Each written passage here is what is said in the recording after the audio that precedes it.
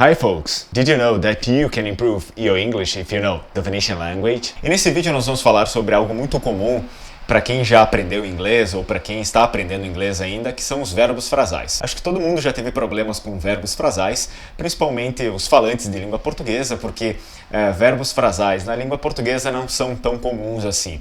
Para falar a verdade, são atípicos. Pois bem, eu também já tive muitos problemas com verbos frasais no inglês. Eu não entendia onde é que ia, por que ia e que sentido aquilo fazia.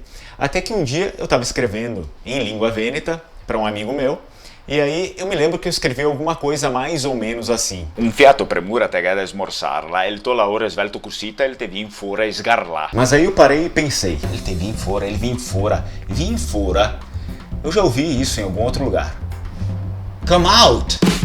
The whole story came out at the trial. L'intera storia si vinsta fuori al processo. I found out a few persons. Hago cata fora un fia de persone. He wanted to build up a business empire. Ele voia farsi su un impero comercial. Can you pick me up at the airport? Podi tutormi su in aeroporto? The hero cut off the monster's head. L'eroe el taia via a sagua del mostro. If you rip off that coupon, we can use it at the restaurant. Se te cavi via che le stampin là, podemos pararlo in tel ristorante.